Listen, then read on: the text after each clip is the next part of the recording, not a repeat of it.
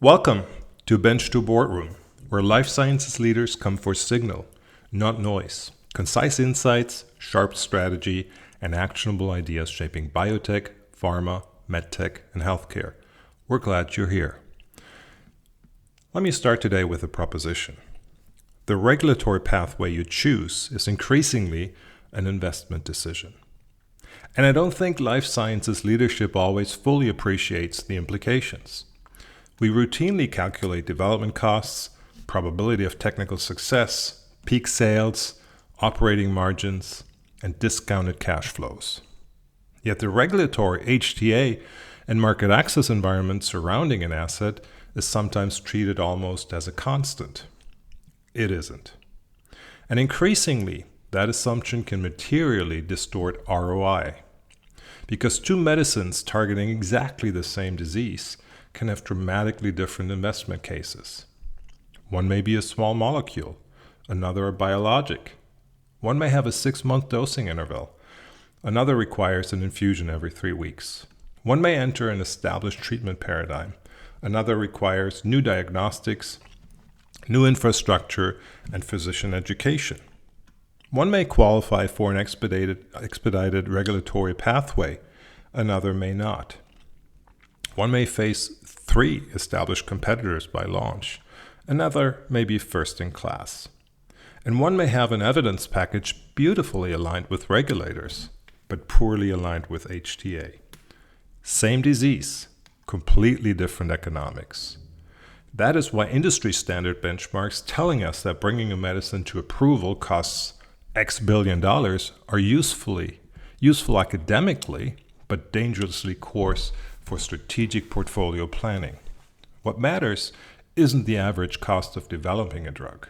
What matters is the probability-adjusted, time-adjusted return on this particular asset under this particular development, regulatory, access, and geographic strategy. And today that equation is changing. Regulatory approval and commercial success are converging. Historically, organizations could think somewhat sequentially. First, generate clinical evidence. Second, obtain regulatory approval. Third, demonstrate value to HTA bodies and payers. Fourth, commercialize. That sequence is becoming obsolete. Europe's Joint Clinical Assessment, or JCA, is a good example.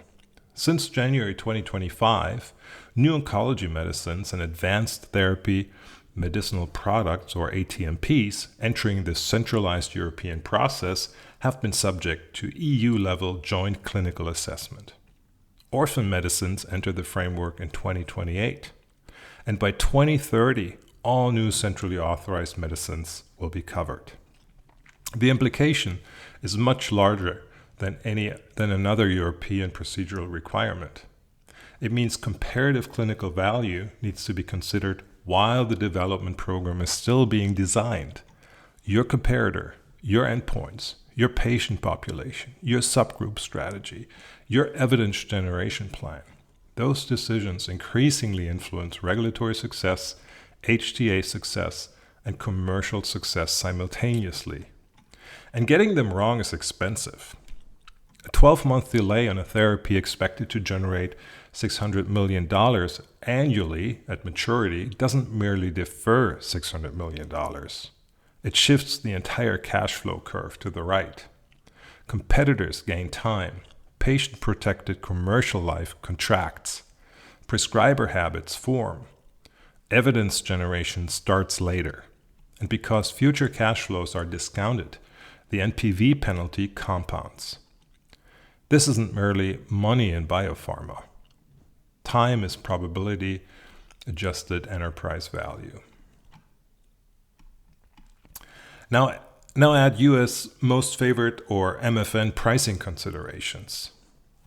By 2026, MFN has moved well beyond theoretical policy debate, with agreements between the U.S. government and major pharmaceutical manufacturers creating a much more explicit relationship between U.S. pricing and prices internationally. That fundamentally changes launch economics. Historically, a manufacturer might launch in the United States first, establish a premium price, move through major European markets, and progressively enter smaller markets. But what happens when the price negotiated in Switzerland, France, Canada, or another reference market potentially influences the economics of your largest market? Suddenly, geography becomes part of the NPV calculation. A market worth 30 million annually in isolation might influence hundreds of millions elsewhere. Conversely, delaying that market may reduce patient access and sacrifice valuable early evidence. So the correct answer isn't simply delay lower-priced countries, nor is it launch everywhere. The correct answer is asset-specific modeling. What is the reference pricing exposure? What is the addressable patient population? What evidence can that market generate? How quickly can reimbursement occur? And what happens to US economics?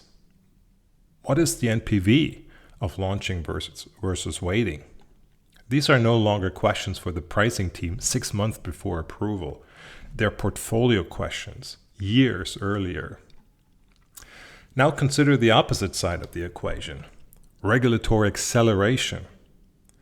FDA's Commissioner's National Priority Voucher Program, or CNPV, offers a particularly striking example. The traditional FDA review timeline for many standard applications has historically approached 10 months. The CNPV pilot targets roughly 1 to 2 months of application review for qualifying products. And this isn't theoretical. In 2026, FDA approved one new molecular entity just 50 days after filing. That's 294 days before its scheduled PDUFA date. Another oncology medicine received a decision only 44 days after filing. Think about the economics.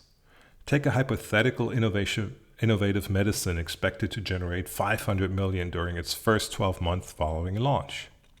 8 months of earlier market entry represents approximately $333 million of nominal revenue timing.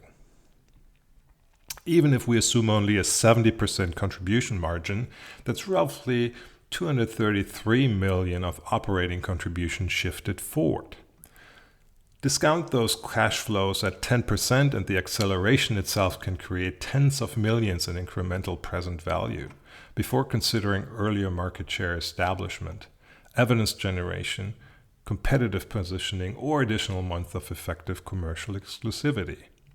The medicine hasn't changed, the clinical efficacy hasn't changed, the molecule hasn't changed, the pathway changed, and the ROI changed with it. Perhaps more importantly, patients received the medicine months earlier. That should not be considered a fortunate byproduct of better portfolio strategy. It should be one of its objectives. Now take the Access Consortium: Australia, Canada, Singapore, Switzerland, the United Kingdom. Through its new active substance work sharing initiative, participating regulators can collaboratively review applications while retaining sovereign decision-making. The standard work sharing procedure targets 180 days of regulatory evaluation, excluding applicant stop clocks, with coordinated submission potentially providing access to several sophisticated healthcare markets through a substantially more integrated process. Again, consider the economics. Imagine a rare disease medicine with 4,000 realistically addressable patients across participating access markets, an annual net revenue of $200,000 per treated patient. That's an $800 million theoretical addressable annual revenue pool before penetration assumptions. Suppose coordinated review and earlier parallel submissions bring effective access forward by only 6 months across markets representing half of that opportunity. At 25% initial penetration, you're looking at roughly $50 million of revenue potentially pulled forward. And that's before valuing regulatory efficiency, reduced duplication, earlier real-world evidence, or the strategic value of establishing multiple reference markets simultaneously. For some assets, US first remains absolutely correct. For others, Europe first may make sense. For still others, a coordinated Access Consortium strategy may create the highest probability adjusted return. The point isn't that unconventional pathways are universally better. The point is that conventional pathways are no longer universally optimal. Let me repeat this. I'm trying to make the point that it isn't that unconventional pathways are universally better. The point is that conventional pathways are no longer universally optimal. Rare diseases illustrate this especially well. Europe's evolving pharmaceutical legislation changes the incentive architecture around orphan medicines. The emerging framework provides differentiated exclusivity, with the strongest incentives reserved for breakthrough orphan medicines addressing conditions without existing treatments. That means 2 orphan assets with superficially similar revenue forecasts may deserve very different valuations. Why? Unmet need, competitive environment, exclusivity, development timing, evidence requirements, eligible patient population, regulatory pathway, manufacturing complexity, and increasingly, HTA feasibility. For cell and gene therapies in particular, the economics can be extraordinarily sensitive to time. A therapy with only several thousand eligible patients globally may have substantial lifetime value. But every year of delay potentially allows prevalent patients to progress beyond treatment eligibility, competitors to enter, and the remaining addressable patient pool to shrink.